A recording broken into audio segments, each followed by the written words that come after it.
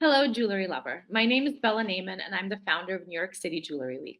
Welcome to this virtual program, part of NYCJW 24. The theme for the seventh annual edition is Wander and Wander, and it reflects the multifaceted nature of jewelry as both art and personal expression. Wander captures the awe inspiring craftsmanship behind each piece, the dazzling, delicate, or bold details that turn your head in admiration. Wander invites you to explore the wonderful and wild creative journeys behind the jewelry. It's not just about the finished piece, it's about the adventure it took to get there. Designers experiment, push boundaries, and play with ideas and materials. And this year, New York City Jewelry Week takes participants to see it all unfold. Every necklace, ring, and bracelet is a passport to a new world where innovation reigns and imagination knows no limit. So we hope that these programs will take you on that journey and are your passport as well. Sit back, enjoy, and while these are not live, we welcome your comments.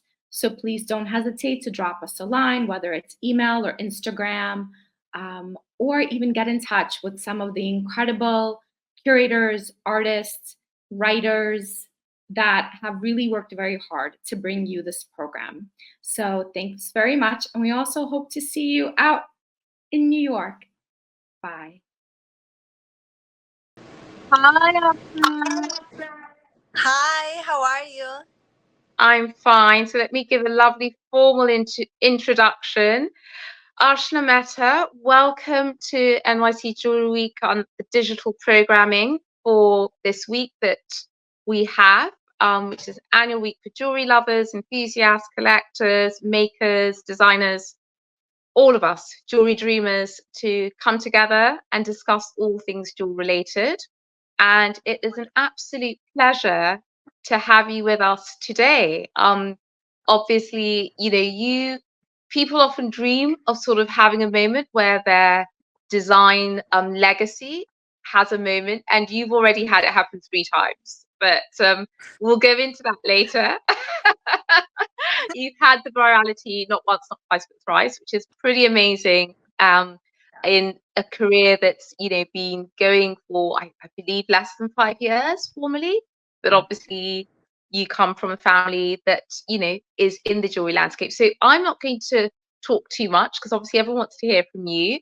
So Ashna, if you could take us right to the very beginnings, which is, what are your earliest memories of jewelry, and was there a single jewel or a single experience with jewels that really imprinted on you deeply? Yes. So my earliest memory of jewelry, I don't know. I think I started loving the industry and the world since I've been born because my family has been in the business for the last 60 years.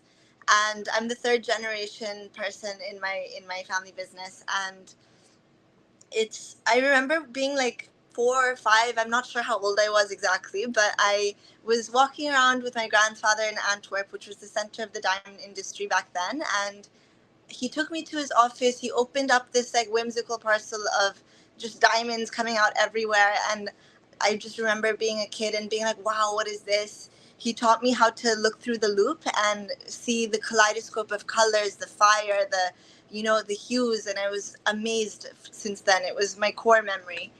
And then I remember growing up, I didn't wear much jewelry, even though I always loved it. And then I got older. My grandmother gave me a bunch of heirlooms and was like, please redesign this to be something that you would want to wear yourself. So I remember it just always being a part of it and having it be a huge part of my life. And that's such an incredible just moment. I'm just thinking back to your grandmother giving you the heirlooms and allowing you, sort of giving you that agency to create jewels in your own sort of aesthetic sensibilities. And did you feel a lot of responsibility doing that, or you know? I'm honestly way too young to realize what I was, the impact and how meaningful that was. But I remember just being so excited because I had materials to use and I kind of redesigned it. I didn't think too much of it. I just kind of went with my gut instincts of what I wanted to wear and things like that, and I started sporting them in my life. So I remember doing that. But my mom, I would say my mother really taught me the gravity and importance of jewels, and what each diamond means, the price of them. She taught me everything about the industry of what I need to know. But I used to go with her to the factory because she's a jeweler as well, and I would help her with her designs and her things, and we would sometimes clash on aesthetic, like design, and I like things that are a lot more bold and big, and she likes to keep the stones like speaking for themselves, so she likes much more classic designs. So I remember like always learning about like you know the importance of different stones, and how to put things together from her. And it's really great that, you sort of have touched upon this, but you and your mum's collaboration sort of almost had a form capacity to it. And we're going to come to an example of you collaborating this love of your mother's simplicity meets your bold aesthetic with some pieces. And this is a piece that you designed for Paris Hilton. So if you could tell us a little bit about this pair of earrings, and I think the next slide will have a close-up of the necklace. So it would be really Yeah. interesting to hear how this conversations, collaboration, and how it's realized in this piece. Well, we used vivid yellow diamonds for the center stones, like a cluster of them, and white diamonds. And my mom's aesthetic is like this, very floral, very beautiful, very classy, and it was inspired by all the flowers we would see on our sidewalks and in the parks in New York City growing up there. And it was super exciting to work on this because it was an ode to New York and my childhood there, spending times in the park. And I always think about jewelry in ways that how can I get the most function out of it by, you know, wearing it as many times as possible. So the brooch down there, the extension that goes down is actually detachable. So you can wear it as a brooch as Amazing. well. Yeah. And I think that's also really exciting because a lot of people sort of think about, jewelry, especially jewelry of the fine and the high kind, and they think, oh my goodness, I'm going to wear this to a gala. And I suppose this speaks to your modern aesthetic of how can we turn this into an everyday piece. And if it's pinned to your coat or to a jacket, it becomes something you can just very easily wear. And I'd love to see another example of you and your mother's collaboration. This is the wonderful Winnie Harlow wearing this necklace. When I was a child, I actually had a vision. When I was not a child, I was 17. I remember being like, seeing myself in 10 years and seeing Winnie Harlow wearing my necklace. And this is the exact vision I saw. So I kind of psychically Wow. saw this happening before it actually happened. And I always kept, just side note, like just a fun fact, I always kept the name Oh My Goshna because I I was inspired by Ben Baller because I love that everyone knows him as that name, and I kind of wanted a fun, catchy name for myself as a jeweler as well. I kind of always knew I would get into jewelry as an option, and I just kept my like name, oh my gosh, now, which is what I used to like hide myself from Facebook for when I was applying to like college applications when I was 17, but it stuck with me since then. And yeah, this is a piece that I made with my mom. It was one of the first ones. It's inspired by the sunset in Mumbai. So the sunsets there are very colorful. They're very orangey yellow. It's like the most gorgeous sunsets I've ever seen in my life. So if we can go to the next slide, I'll show you the stones that we use. So these are different fancy colored yellow diamonds, and with different gradations, different shades. Some are vivid, some are like intense, and we got a very mixed array of stones and very high quality stones in here, along with white diamonds as well. So that's what my mom's work is very much like. It's all about high quality diamonds and rare stones.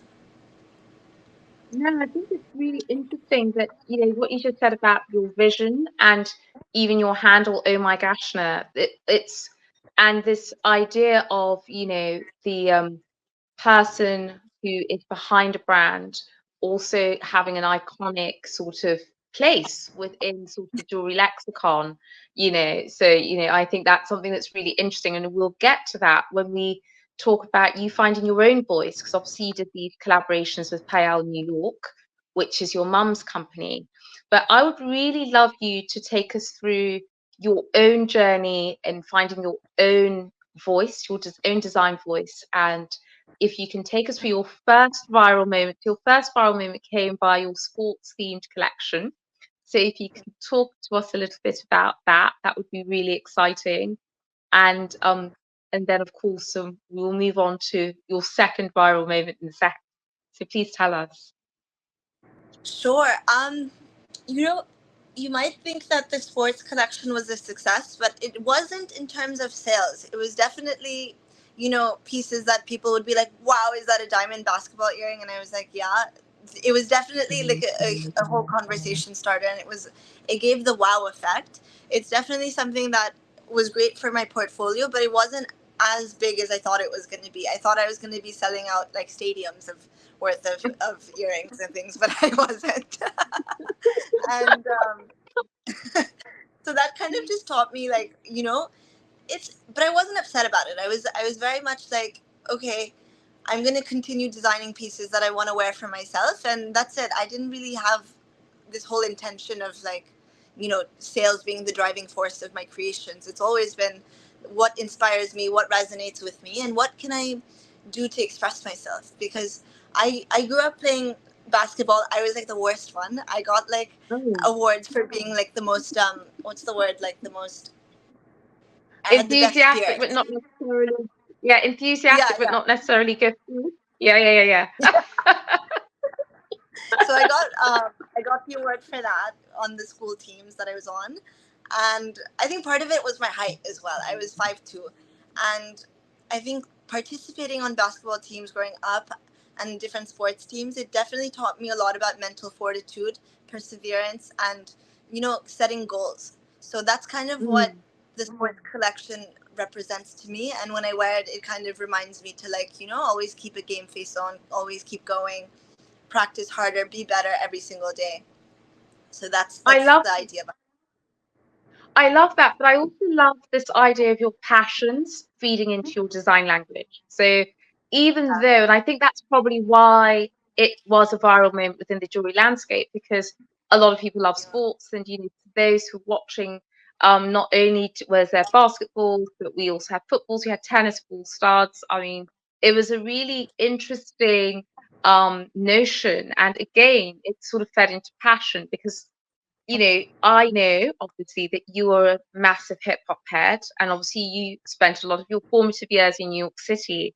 So your next sort of breakout commission, big reveal, was with a hip hop icon in Nicki Minaj, and also there's sort of double virality in this piece because this was Barbie core before Barbie core. So can you Mhm. take us through both how it came into being and your inspiration for creating it, and that would be really great to hear. And obviously I'd also going to touch upon ice cold in a little moment. Sure. This was such an honor, and it still is kind of what people have known me for, and it was so huge. I was so shocked and humbled to have done this. It basically, my friend was Nikki's stylist and image consultant. Her name is Rushka Bergman, and she's so sweet. She's always looked after me, and she called me and was like, "Can you make a new Barbie necklace for Nicki Minaj? Something incredible." And I looked at her old one, and that was designed by another company, and I saw that it was just pave diamonds. I was like, "How can I improve this?" I thought that I should use, each diamond in there should be 1 carat each, at least minimum. So Mm. so I took apart a necklace that I had already, one of my family heirlooms. It was like just a classic diamond solitaire necklace. And I didn't have any capital at the time to like invest and make a new piece. So I took apart the stones in that necklace. I added some pink enamel to it to make it pop. And I made the Barbie necklace. I shipped it out. We got the photos. It was amazing. And then a year and a half later, Ice Cold, Vicky Toback, who wrote the book for Ice Cold, called me and said, "Can we use this necklace in our exhibition, in this hip hop jewelry exhibition in New York City, where all the icons put their of rap and put their jewelry in there?" And I was like, "Yes, of course." So it's there now till February. I know that's really amazing because what I love about this piece, I mean, spoiler alert, I am also a hip hop head like you, is and also how it speaks to a culture that also jewelry is massively intrinsically a part of. You know, whether you're talking about people like Eric B. and Rakim with their gold link chains and their Cuban link chains, to the likes of Nicki Minaj. But also, what's really exciting about this ice cold exhibition in terms of you is you're not only the youngest jeweler, I believe, in the exhibition, but you're also the only female one. So how does that feel, you know, repping for the ladies on two fronts in this seismic event? I think it was such a honor, and I'm so humbled that I'm on par now with, other people who are exhibiting their pieces in the exhibition, such as Jacob and Co, Ben Baller, Aviani and Co, Alex Moss, different jewelers that have made big pieces for celebrities. I'm so happy that mine is for a female jeweler as well, because I feel, she's such an icon in such a male dominated industry. So it's I also feel like the diamond and jewelry world is like that as well. It's such a male, the diamond trade, I would say, is such a male oriented industry. So I think it was such a great moment for women to be a part of this and to do this. No, I think it really is. And I think it's like it does speak to so many things. And going back to what you said earlier, premonition that Winnie Harlow and oh my gosh, no, I mean you're already fully minted and ready for that virality because both your brand name reels off the tongue just like all of the greats who preceded you. And that just brings me to that notion of wonder and just, you know, being bowled over. I want to ask you, what pieces of, you know, jewelry blow you away? And then we're gonna obviously, because the theme for NYC Jewelry Week this year is wonder and wonder. So we'll start with wonder with an O and we'll go on to wonder with an A. But I'd love to know what pieces for you blow you away. What makes a jewel special for you? Mm, it's a good question. Mm, I always like to see what other people wear, and I like to know the meaning behind it. So I remember seeing my uncle's bracelet with different numbers on it, and he said, "Oh, this is the dates my son was born," and he has the same tattoo of the dates. So I kind of love jewelry that you can wear that represents something permanent in your life, and just jewelry with meaning. It doesn't matter, I think, to me, if it's small, big, how expensive it is. It's just about the meaning, I think, that blows me away, and that's what always blows me away. Mm. And then if we can talk about Wander, Wander, because you've lived in many places, and I would love to, you know, talk to you a little bit before we talk about your big hit, which is the Bag Bijoux, of how would you say the locations you've lived in have informed how you wear jewelry and even have informed how you appreciate jewelry? um I think that I adapt to each environment and place. I think, in London, I don't really wear anything because of safety issues. Dubai, anything goes. I can wear the biggest stones there, and it's so safe that it's fine. New York, I wear much more edgy and stylistic pieces that are minimal, but also, are more modern. I think that in India, I wear more classic sets, and I wear polki diamonds, for example, which is a very traditional Indian type of jewelry style. And Hmm. I think that I love That's like amazing. traveling. And Yeah, thank you. And so we've talked a little bit about your both your travel and also your design language and this growth of Ashna Mehta. But and I've already indicated in my questions at the top that there've been three viral moments, and the third, which is currently what you're best known for, although I just feel you're going to have a really long career in this jewelry landscape, is Bag Bijoux. So for those who are the uninitiated, the 5 people at the back, could you talk us through what was the inception of Bag Bijoux, and if you have an example slide coming up, I think. Fantastic. If you can tell us the genesis of this notion of, to use a hip hop term, pimping your Birkin or pimping your Kelly, pimping your MS. Sure. This is the funniest and most, I think, unexpected collection that I've had. I kind of it started as a joke completely. My friend was of me when I think I was wearing a lot of jewelry, and was like, Ashna, I think you're running out of places to wear your diamonds. And I started laughing, and I was like, yeah, I think the next thing I need to do is wear them on my bag as well, as a joke. Total joke. I started then, like, as a joke, also posting pictures of brooches onto my bags, and then people were like, can we order this? And I was like, oh my gosh, of course. And I was like, I can't believe people actually want this. So it was a response to social media that kind of got this going. I then figured out like a clasp that goes specifically on the straps of Kellys and Birkins, and also it's also a necklace. So it kind of, it's a new invention, and it's a new type of jewelry that hasn't really existed before. I'm surprised nobody's done this before. I'm surprised I was the first one to do it. I'm shocked. Well, no, it needed someone who has lived your life, the wonder and wonder again. And I just Yeah. love what's interesting as well is that people might think, oh, we've seen personalized handbags before or luggage. But if one looks at these pieces very carefully, there's something very considered about the font, and there's also something very considered about the use of the diamonds and the gemstones.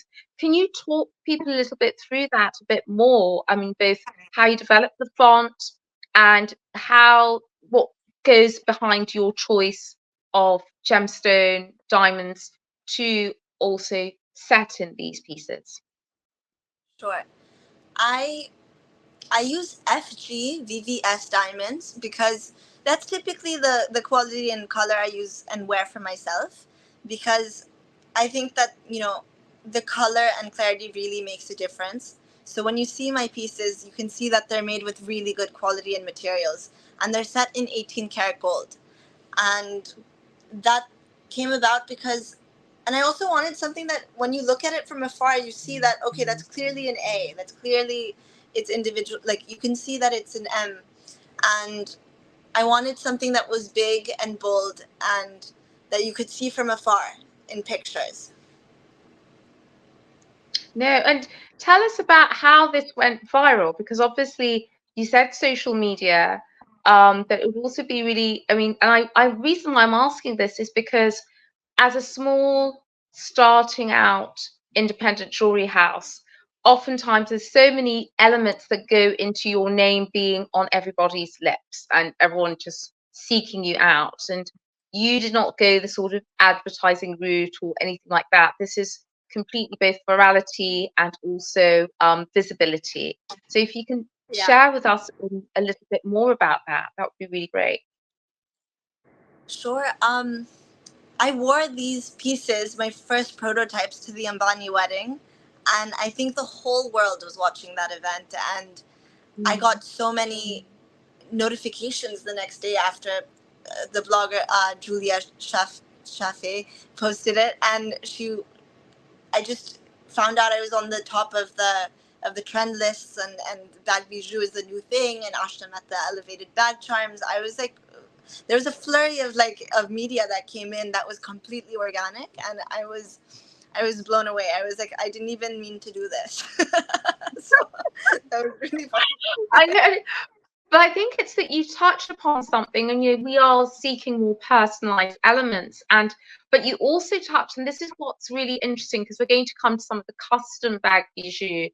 You can see the through line between your mother's classicism and your modernity. So, I mean, this is a fantastic example of that. So, if you could talk us about this, the concept behind this particular bijou, and also that through line of you can sort of see that you come from a family that's been doing this for generations.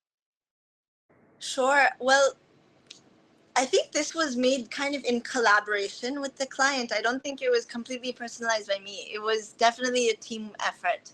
The client said that I want the, it was a gift for someone else, and she wanted the names of her children on there. And this is green diamonds and argyle pink diamonds as well. So it's unbelievable.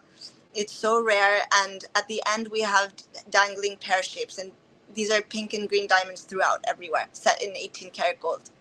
And yeah, this was unbelievable. This was after the wedding. I got this order, and I was super excited to work on this. I think this is the world's most expensive bag charm ever. I mean, well, it must be, because with Argyle Pinks, and the mine is now closed, so they're super rare. For those who don't know, they're gemstone intel. So it's just even both the rarity of both the gemstones, but also what I love about this, and this I think sort of speaks to your own aesthetic, is there's a lot of movement because of the waterfall. So there'll be the movement and that boldness. So you can sort of see this as, you can almost feel the Bag Bijoux moving on the bag, also of course the sparkle, the luster, also all coming into harmony. So it's a really extraordinary piece. And then if we can go to another example of just showing, and again, if you can share both the impetus and inspiration and how you interpreted it, that'd be great. For those who are really familiar with a lot of the OG brooch makers, back in the day, the VCAs, the Cartiers, florals and, animalia were a big thing. And I just want to, hear about your process with this particular piece. It'll be really great to know. Yeah, so this is the first one that someone ordered for me, and their inspiration was Mooney's water lilies. So this was my interpretation of that, using pink sapphires, yellow diamonds, and emeralds. Beautiful, So stunning. yeah, And we think we have another beautiful custom piece that we have here. thank you. I wanted to this is actually just a brooch that I stuck onto my bag at first, and then I changed the back later to become like the Bag Bijoux mechanism.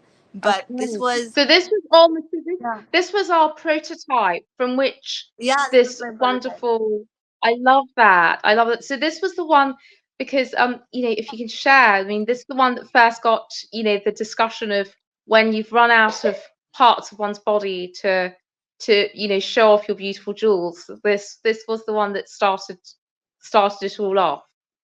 Yes, that was the one. Amazing. And it's so interesting because it does tie into this year's theme for New York City Jewelry Week, which is wonder and wonder.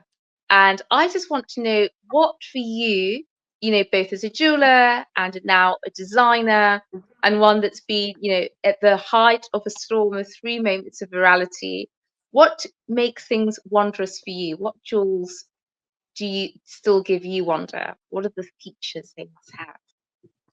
That's a good question. I think that my sense of wonders is really inspired by travel and different colors and different cultures and different, patterns, textures. I think that for me, jewels that really spark my wonder is colored gemstones, because in terms of just ethical sourcing, it's a lot less transparent than the diamond industry. The diamond industry is very streamlined now after the Kimberley laws, and you know, yeah. So I think that a lot of people don't know that their colored stones are coming from places that might not have the most transparent conditions for the people working in them. So I always think and wonder, okay, am I getting it from the right places? Am I sourcing everything ethically? And how can I make the pieces look the most beautiful? And also, once I make the piece in collection, what charity can I connect it to kind of contribute to the collective and contribute to the world? Yeah, that's such an important point. And I think, like you said, I mean, a lot of people don't realize that the colored gemstone industry remains extremely opaque in Yeah. relation. And obviously, there are steps and measures and different organizations doing stuff for that. But I think what you're saying, which is a really important point, is if you are an independent jewelry house like yourself, also, taking on that as part of how you're doing things and such, I think is really, really important too. And I also want to ask you about the wonder aspect, because you have lived and you've lived in many places. You've Yeah. traveled a lot. I want to ask you, how does travel inform your jewelry design process? How does it inspire you? For sure. I think, for example, I'm in New York now, so I'm wearing like my sports jewelry, my basketball earrings, and yeah, it's very stylistic to New York. It represents the culture here. I think in Dubai, anything goes. I'll wear like it really, anything goes. Everything. It's so safe there that you can wear like the biggest sets, like the ones I showed you earlier, and it's not a problem. Mm, And in terms of London and other places, I really do keep it more minimal. I think that I just adjust and I adapt to the places I'm in, and I don't want to have any safety risks, so I definitely keep it as minimal as possible. awesome.